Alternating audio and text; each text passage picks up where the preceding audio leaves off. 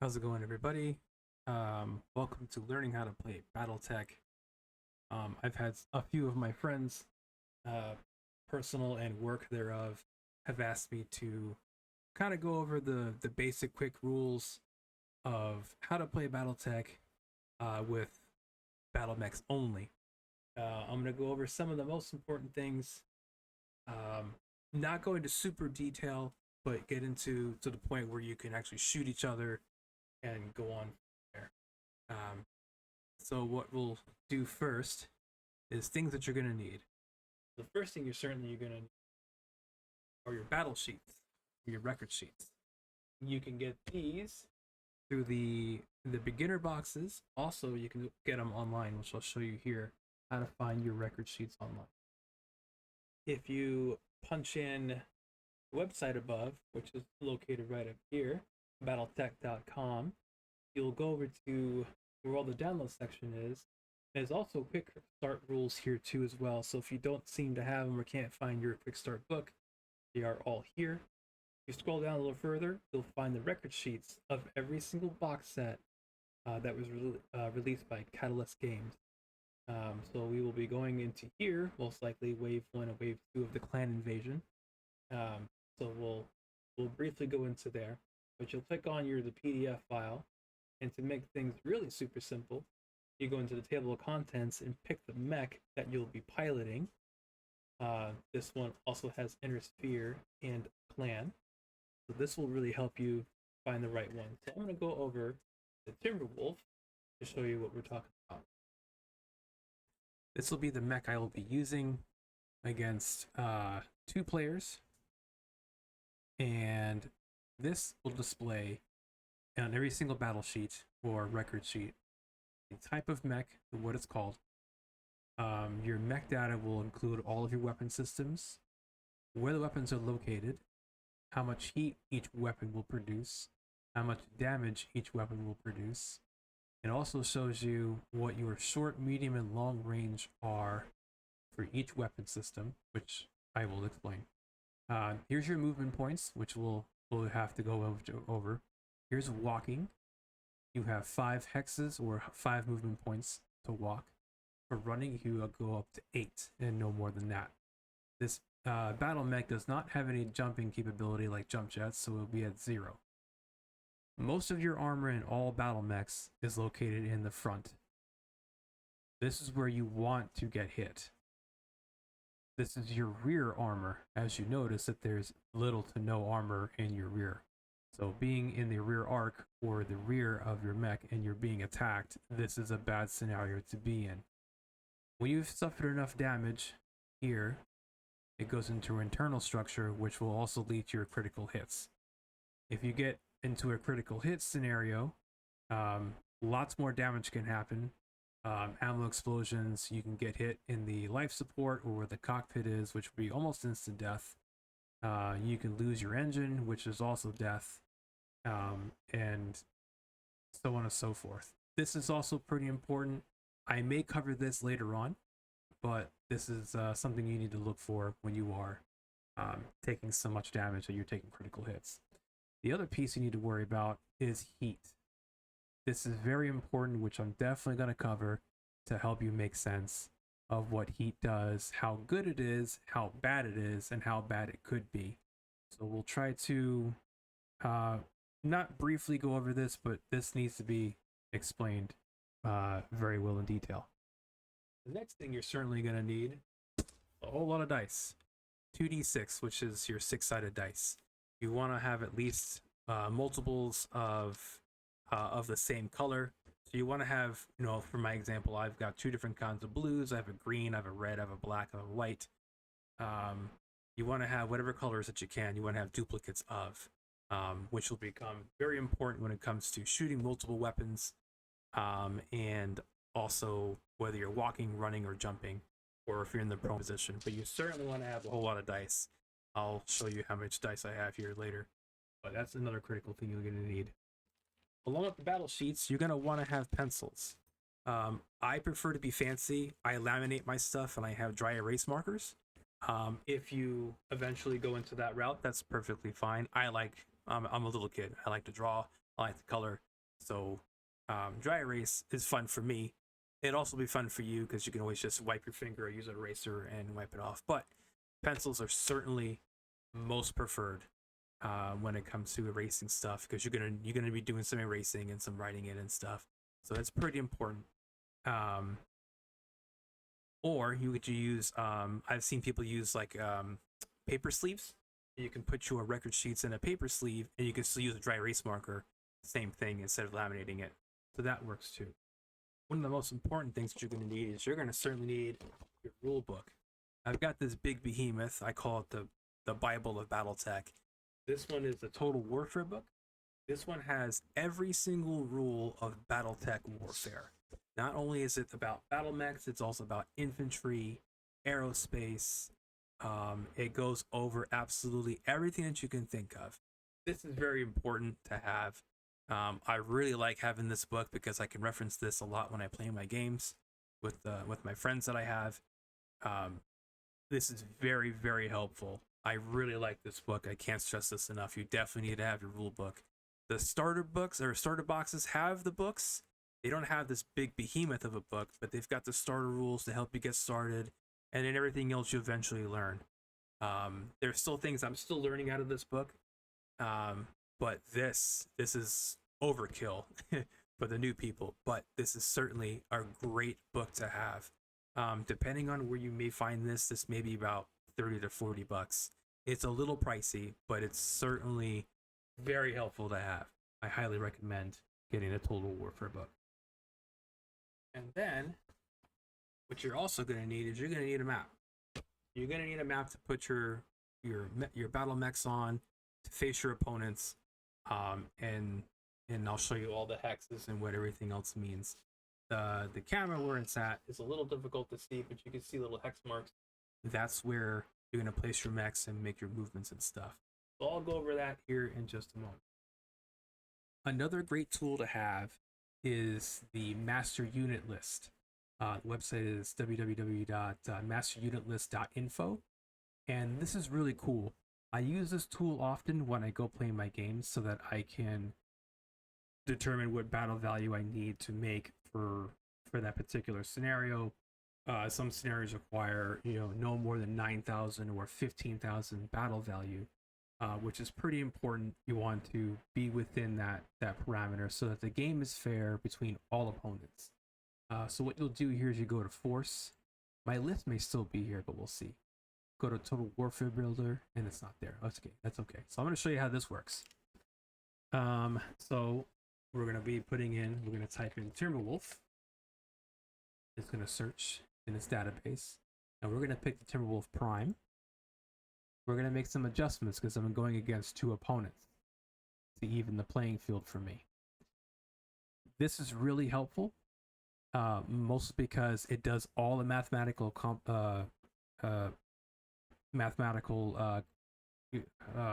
sorry, I'm having a brain fart.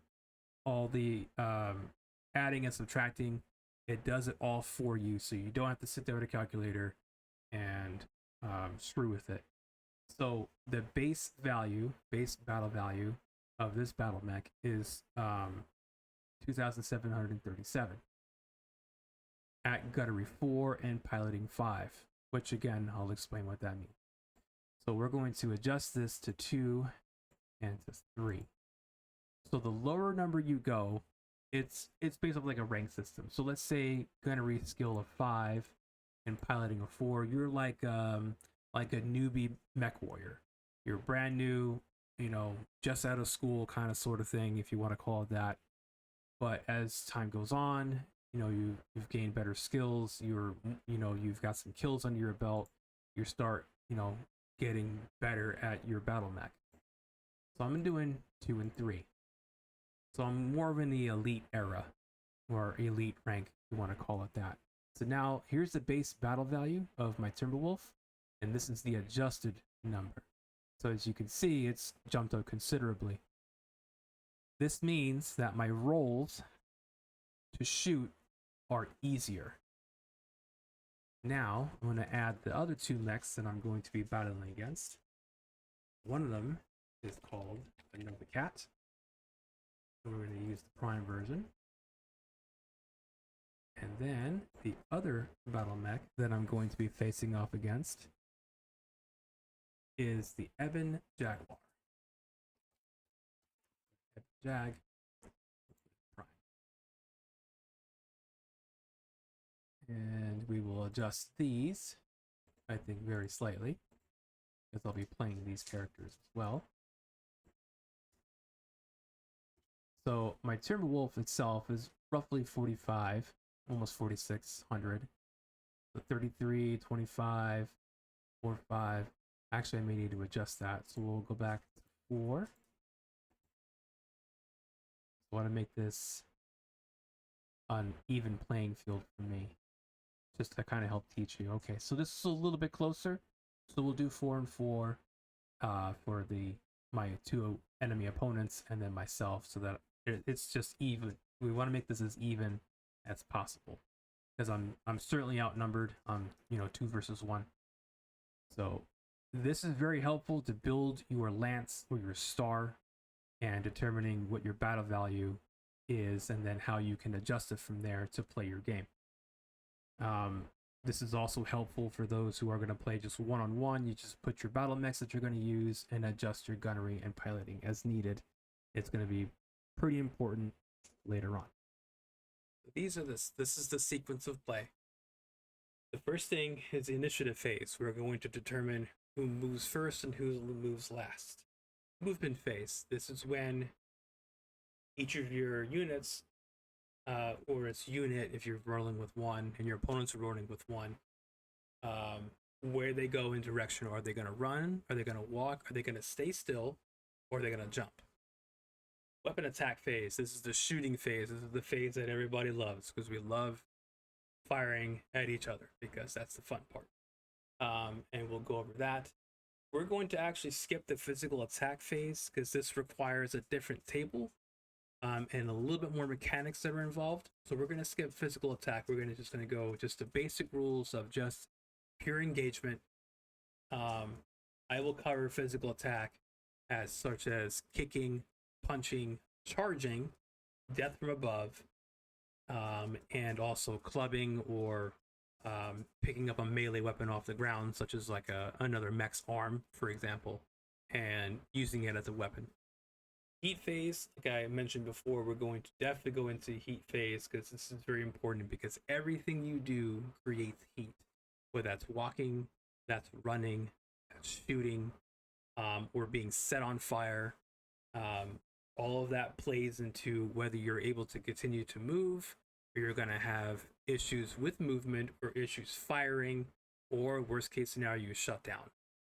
Which you don't want to be shut down in the middle of a fight, because then that means that you're rendered pretty much immobile and you'll be fired upon very easily.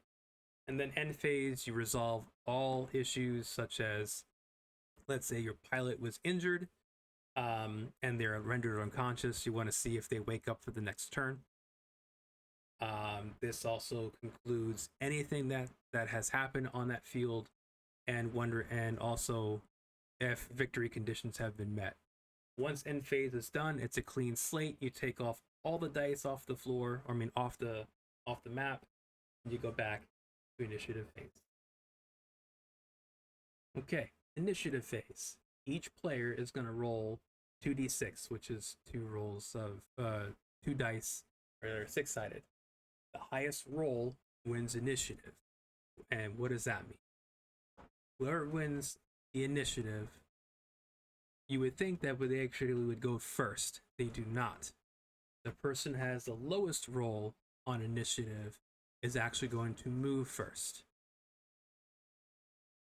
So we switch back to the map, and what I'm going to do is I'm going to place my Timberwolf, hopefully within camera's view. I'm going to put my Timberwolf right here on that hex. It's not quite at the edge because of where the camera is located, but you're supposed to start at the very edge of whatever map that you're going to be using, depending on the scenario or depending on what it is. But you want to be at a full hex, not a half, but a full hex is where you're going to start at the edge. But actually, I may be able to start at the full hex right now. Okay, so then now I'm going to place my enemy players. Here's my Nova Cat. And I'm going to place my Ebon Jaguar in the same area. So these are my two enemy players. And then there's my Timberwolf here. Again, Timberwolf, player me, moi, player number 1, and player number 2. We'll go from there. Okay, so we're going to roll for initiative. This is my Star League dice. This will be for me. So I'm going to roll. I rolled a 6, 7, 8, 9. So I rolled my camera may not be able to see it, but I rolled a 9. So I have a roll of 9. Okay, player number 1 is the green dice. They rolled a 4. So far, that's the lowest roll. And now player number 2. They rolled a 7. So in this scenario, I have 1 initiative, which means player number 1, they load the lowest. They rolled the lowest. They are going to go first. Ebon Jaguar, or player number 2, will go second, and then I will follow afterwards. So in the Battletech universe, especially when you're playing Battletech here on Tabletop, you are moving and shooting at the same time. Even though everything is going step by step, in the actual universe, you are seeing, engaging, and eventually getting into melee attack if you get up close. But everything is happening all simultaneously. But we're doing this step by step as per the tabletop. Okay, so now we're in movement phase. The player who lost the initiative phase will move their battle mech first. The next player who rolled the next lowest goes next until all battle mechs are on the field. We are on the field right now. But now we're going to make our movement. I'll put that on pause for just a moment so you can read that. Player who lost initiative phase will move their battle mech first. So this is the Nova Cat. This is the one that's going to move first. Up here shows me it has a walking movement point of 4 and running of 6. So I can't go any further than 6 for running. So we will make him go for a run, and I'll demonstrate what that looks like. So I moved the Nova Cat closer to the camera and to the light so you can see a little bit better than being out there, way out here towards the end of the map. So we have a running speed of 6. So what we're going to do here, every movement, especially when it comes to running or walking, is a movement point. You can move forward. You can also run forward. You can walk forward. You can walk backward, but you can't walk backward. Any of these other directions over here, to the right and to the left of it, you cannot move. So it has to be straight. So what we're going to do is we're going to actually, like I said, I'm just going to demonstrate what it looks like. So we have a running movement point of 6. So we'll do 1. When you turn, it's a movement point. So there's 2, 3, 4, 5, and 6. So I've completed that movement. Now, depending on how many hexes you moved, is going to be your modifier. And I'll show you what that looks like. You want to be able to move as fast as you can and as many hexes as you can, because the faster you move and the more hexes you move, you become a harder target to hit. So if you stay stationary, for example, you're easier to hit, and nobody wants that. You want to be able to make your movement. So we'll go back here. So 1, 2, 3, 4. So I moved up from here to start, and I moved 4 hexes. So I'll show you what that looks like when I'm done. In the beginner boxes, also the clan invasion box, it comes with a really nice quick reference guide showing you like cluster tables for missiles, attack modifiers, like if you're behind cover, hit locations, which we're definitely going to go over. And this is where this is really important. So it'll tell you what color you should use on what you're doing. Since I ran, I need to use a black dice. It makes it easier. You don't have to, but it's definitely recommended. Black for run. So now that I moved 4 hexes, which is right here, it gives me a target modifier of +1. And I'll explain how that goes. So I placed a black die next to my Nova Cat with a target modifier of 1. The next battle mech I'm going to move, according to the initiative phase rolls, is the Ebon Jaguar. This one has a walking speed of 5 and a running speed of 8. So this one can go a little further than the Nova Cat. So we'll make movement here. So here's my Ebon Jaguar, which is the second player. And he's able to move 8. Now the cool thing is, because he is a friendly player to this player, okay, he is able to cross into that hex to get where he or she needs to go. If this was an enemy mech, you cannot do that. So we'll make our movement. So here's 1, 2, 3, 4, 5, 6, 7, 8.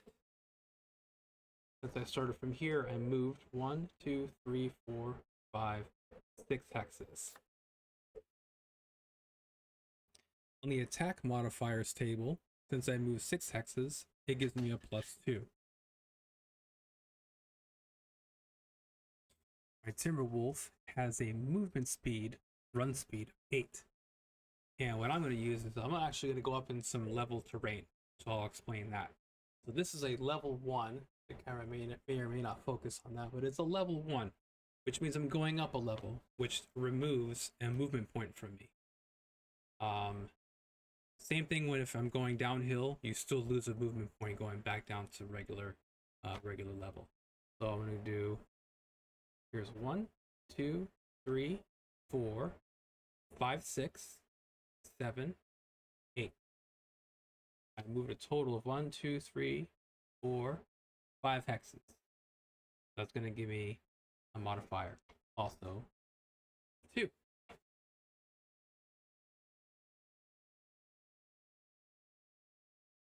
Now we get to the fun part, the weapon attack phase. This is part 1. The player who lost in the initiative phase must declare what targets they will engage and with what weapons on their battle mech. And the player who won initiative phase will do the same. All players in this phase must declare targets. If you're going to declare multiple targets, that's a different discussion. That will add actually a +1 to your ability to attack. Again, we're just going to go over the easy peasy, simple rules to get to engagement and do all of this stuff. But anyway, so the player who lost the initiative phase must declare what targets they will engage and with what weapons. In this scenario, the Nova Cat lost initiative phase, had the lowest roll. So I will declare on the Nova Cat the weapon systems I will use against the Timberwolf. I will be utilizing 2 ER large lasers. We'll go from there. So the Nova Cat has declared attacking the Timberwolf with 2 ER large lasers. The Ebon Jaguar is going to declare firing an ER medium laser at the Timberwolf. And then since I won initiative phase, I will fire 2 ER large lasers and 2 ER medium lasers into the Ebon Jaguar. So that now everyone has declared their targets and declared what weapons and what they're going to do. All the declaring has been done. Each player will resolve weapon attack phase 1 unit at a time. And we're going to use the acronym GATOR. This is very helpful when it comes to mathematically calculating what you need to roll to hit your target. And I'll go over how GATOR looks. There is one thing I did forget to mention, and I'll mention it now. When you declare your targets, you must have line of sight of that target. You cannot, if they are behind cover, such as a building, if they're behind a large mountain, if they are underwater. Those are factors that you need to discover whether or not you're able to actually hit them or not, or how hard it will be to hit them. If they're behind cover, such as, let's say, light or heavy woods, that plays into another scenario. If a battle mech is behind cover, let's say 3 hexes of woods, you cannot see them. Line of sight is very important. You have to actually have clear line of sight of your target. If you cannot see them, you cannot shoot them. Or if they are behind cover or partial cover, you have a chance to shoot them, possibly. But sorry, I may have confused everybody there. I'm gonna go over that one more time. You have to have line of sight of your targets when you declare. If you are behind cover, you will not be able to engage them, such as a building or a tall mountain, or behind woods. If they are inside woods, you have the ability to engage them, but it will be at a slight cost of a modifier, maybe a +1 or +2, depending on how heavy the woods are. So, all in all, you want to have clear line of sight of your target. When you are engaging a target, depending on where your target is, I put a white piece of paper down, so I'm going to show you something how to quickly identify whether you're in the rear arc, you are in the left, the right, or the front. This determines where your shots are going. And when you do shoot somebody, you roll upon that table. So what I will do is I'm going to take out my rusty Sharpie thereof. Okay. So the rear arc of a battle mech. So you can see there are hex. It's a 6-sided hex. I'm gonna try to bring it a little bit closer to the camera so you can see what that looks like. If you are here, you're shooting a mech in that direction. This is the rear. If you are engaging someone from here or here, this is your left arc and right arc. And the rest of this is the front. Now, I mentioned earlier that on your battle sheets, your record sheets, the rear has the least amount of armor. You do not want somebody behind you because they will light you up and you'll be down before you have a chance to even do anything. So the left and the right and the front is where you want to be hit. So as long as you're within this, getting shot at, that's great. Getting hit here is bad. So this is how I was taught. It's very helpful, especially if you're trying to determine which side you're being shot at from, which I'll explain when I get into engagement. So here's a bit of a better view of line of sight. So I have perfect line of sight to the Ebon Jaguar. The Nova Cat is behind a level 2, so I will probably only see about that much of the battle mech. I am on a level 1. I'm able to see a little bit more, but if I were this player, I would declare this as partial cover. So I would use that. But I'm going to be targeting the Ebon Jaguar at this point. Over here is rubble. That means it's just on the ground. It's not in my face. It's not affecting my line of sight. He's right there in front of me. Now we're going to go over GATOR. Okay, here's your GATOR. So G stands for gunnery skill. This is your skill that you have placed on your record sheet. So for my Timberwolf, it's a 2. So determine that my gunnery skill is 2. Attack modifier. Did I walk, did I run, or did I jump? I ran. So now I have to add a +2. So my gunnery skill of 2, and I ran. So that's 4 now. So I need a minimum of 4. My target modifier. You can look at the dice of your target. The target modifier on the Ebon Jaguar is 2. So now, again, gunnery skill is 2. I ran, that's now 4. My target modifier is now 6. Other, is there anything that's in my way? Is he or she in partial cover? Are they in water? Do I have any heat to worry about? Has heat damaged me? Is there any critical damage to my mech? Do I have any special weapons on board to either reduce the amount of numbers I need? None of this applies. So that's going to be a 0.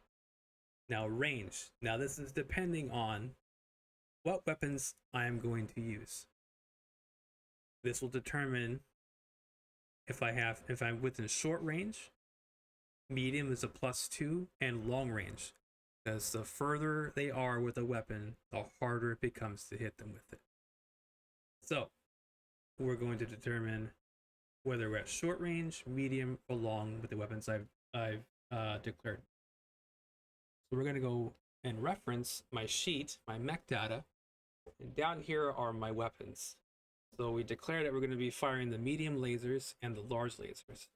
Over here it tells me what my minimum required distance is. Certain weapons have a required minimum distance in order for me to use it.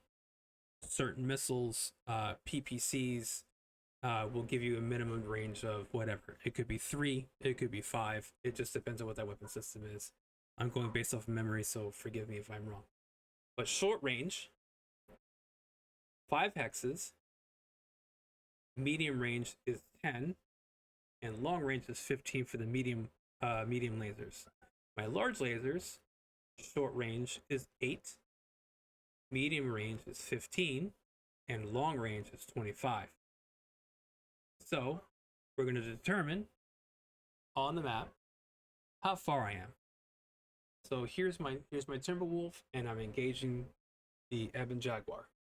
So here he is. So we're gonna count it up pretty easily. So we'll do 1, 2, 3, 4, 5, 6, 7. So then I've determined that I am 7 hexes away from my target. I'm now going to calculate my GATOR. Okay. So for my ER meet, so I wrote down on a little scratch sheet to make my life a little bit easier. So here's my GATOR for 2. So here's my GATOR. So my gunnery skill is 2. I ran. My target modifier is 2. I have nothing here, and my range for the large laser, we'll do that one real quick, it's going to be 0. Now, how did I determine that? So we'll go back to here again. So if I'm within 5 hexes or less, it's short range, which will be 0. Since I'm considered in medium range, that's a +2. I am in short range of the ER large, which gives me my 0. Because he's 7 hexes and the minimum is 8. Now, determine whether or not you're actually in short or medium or long. What you'll do here is, let's say the target is actually 9. Okay. You'll be, if you're within 9 to 14 hexes, you're in medium range. For example, for the large laser. If you are 16 and 24 hexes away, you're considered to be in long range, if that makes sense. So optimally, you really want to be in short range with your weapons, because it gives you a 0. You don't have to worry about, adding a +2 or +4. If you're at a +4 for long range, it does make things a little bit more difficult. But definitely you want to look at your hexes and figure out whether you're in short range, medium, or long, and whether or not you actually have a chance to shoot them. So if you look between those two numbers, it'll tell you whether you're in short, medium, or long. Again, you want to be within short range. Medium range is good. Long range may be difficult, but it's still achievable. But pay attention to where your weapons are actually more optimized at. Hold that over a little bit. See that. I apologize, my camera's having some trouble trying to focus. Not quite sure what's causing that at the moment. But anyway, so my ER mediums, I have a gunnery skill of 2. My attack modifier, because I ran, is 2. Target modifier on the Ebon Jag is 2. I have nothing on other for other. There's no woods. They're not in cover. I'm not suffering from heat. I don't have any internal damage yet because the game just started. And for my ER mediums, I am actually in medium range. So I need to roll a 6 to hit him with the ER medium. Now with the ER large, the same thing. Gunnery skill of 2. I ran, which gives me a +2. My target modifier is 2. And again, there's nothing here to worry about for that. And I am actually in short range.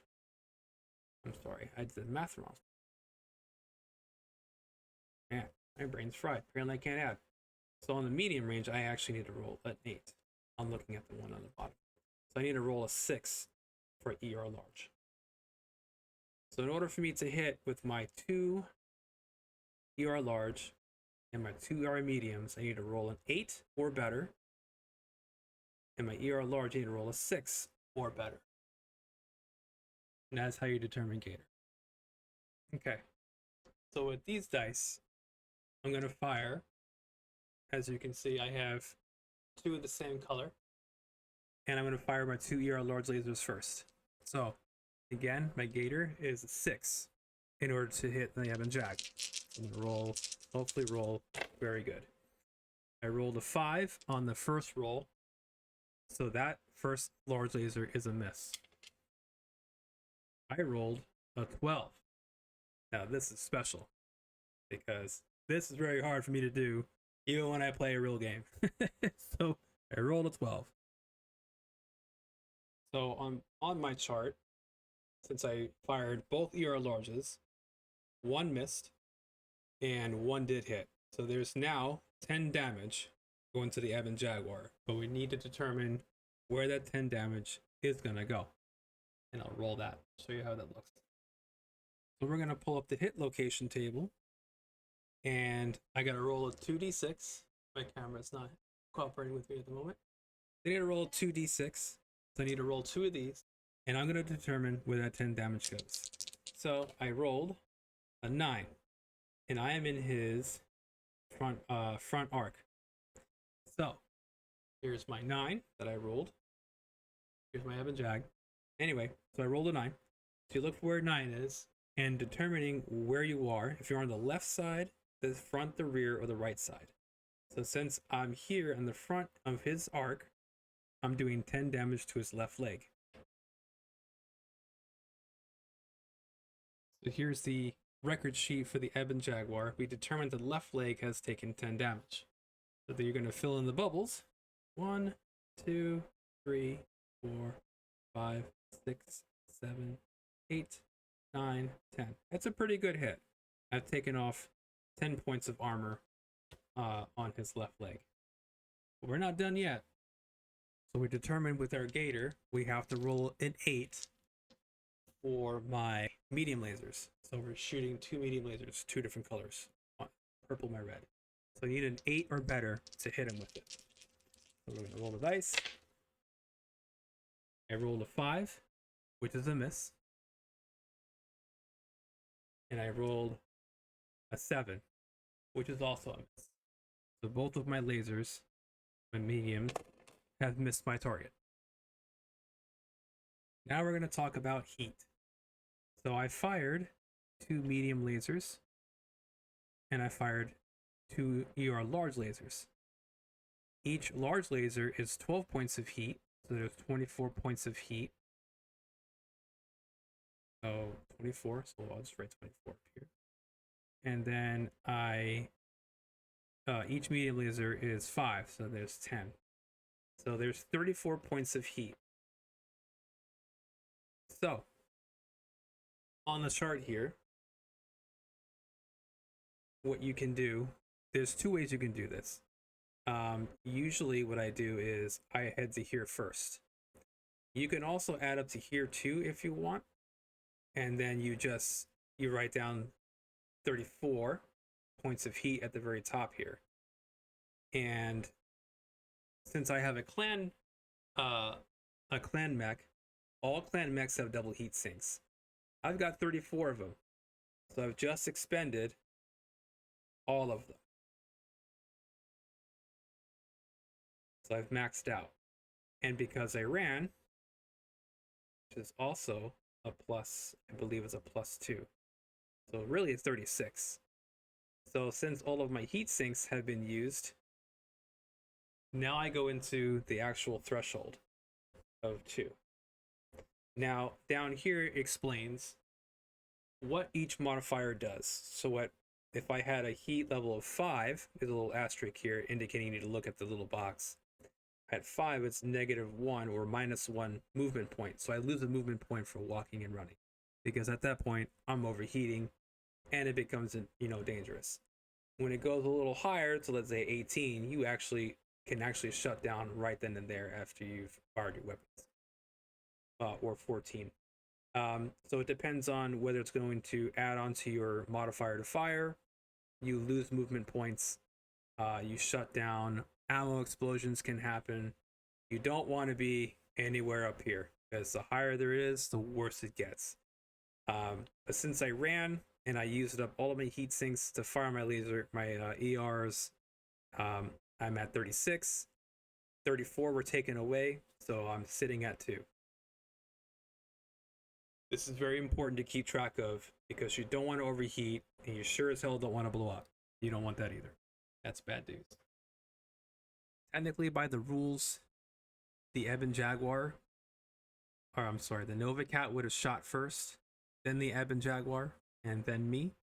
But I wanted to just get mine out of the way so you can see it. So even though I won initiative, I move last and I shoot last. So if you win initiative, you move last and you shoot last. If you lose initiative, you move first and you shoot first, which you would think is backwards. But the reason why you roll high on initiative is because you want your opponents to move first. That gives you a better tactical advantage as to where to put your battle mech to engage your enemy. But again, I just wanted to show you what it's like to engage another target. So now the Ebon Jaguar is going to return fire with his weapons. So we're going to figure out GATOR for him. So we declared that the Ebon Jaguar was going to fire 1 medium laser. So the gunnery skill of this Ebon Jaguar is 4. He ran. That's now 2, so now we're at 6. Attack modifier is 2. So now we're sitting at 8. There's nothing between us. And his medium laser is the same distance as my medium lasers. So it's going to be at a medium distance. It's going to be a 2. So I need to roll a 10 or better to get hit with that medium laser. Okay, so we're going to use 2d6 for the medium laser. I need to roll, according to GATOR, I need to roll a 10 or better. And I rolled a 9, so the laser is a miss. So now the Nova Cat is going to also return fire. So we're going to be using the ER large lasers on him. So I'm just going to write ER all for ER large, and we're going to write GATOR. All right, so his gunnery skill is also 4. He ran, so that's now 6. Target modifier of me is 2. Now we're sitting at 8. There is nothing between us, and the range is short, so it's 0. So I need to roll an 8 or better to get hit by his lasers. So let's see if we get hit by it. Okay, so here's my 2d6. Both of these are indicating I'm firing with the 2 ER large lasers.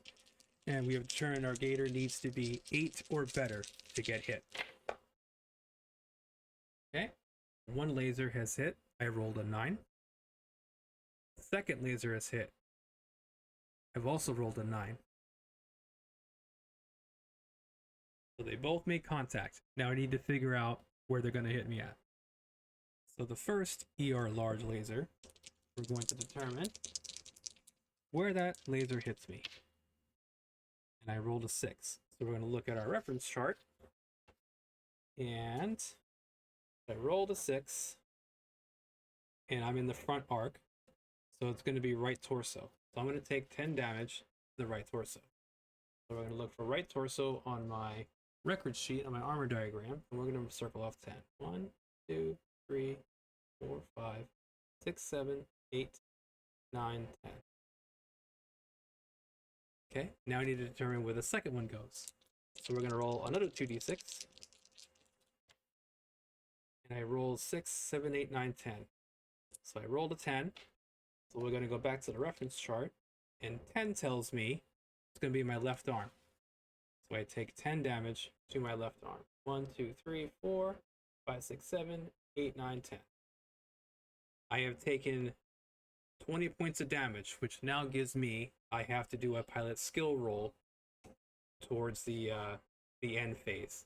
So I'm going to mark myself that I need to roll a piloting skill roll to make sure that that I don't fall over, essentially. So we'll go ahead and pause that right there. So now we're in heat phase. Everyone has fired. Everyone's done. I've actually showed you just a moment ago on how heat was distributed. So I used up all my heat sinks on my Timberwolf, and then I had to add +2 to heat for running. So that put me at a +2. Determine how many available heat sinks you have available, which I had none, so now it goes into the overflow. And that's where that heat scale comes in, which if you roll back, you can see how that worked. But I used up all my heat sinks, and then because I ran, I added +2.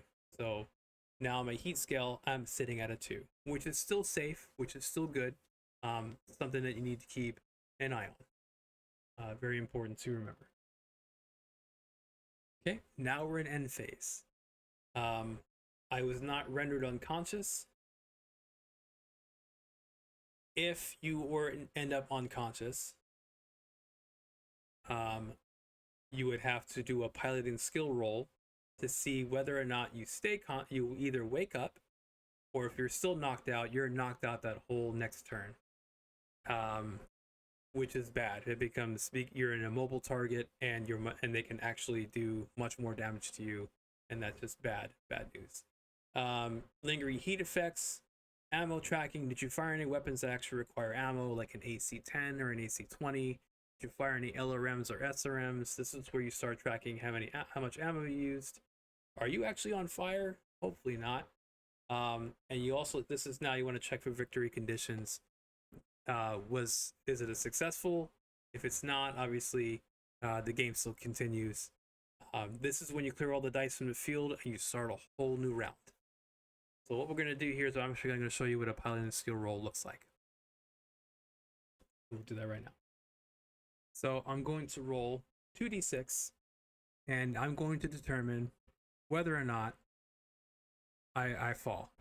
And then if I fall, I take damage, and then I have to do a seatbelt check, because because if you fail the seatbelt check, you pretty much slam yourself into the cockpit and you are rendered unconscious, which again is bad. So what we're going to do here is I'm going to do my 2d6, and my piloting skill is 3, so I need to roll that or better, and it looks like I made it.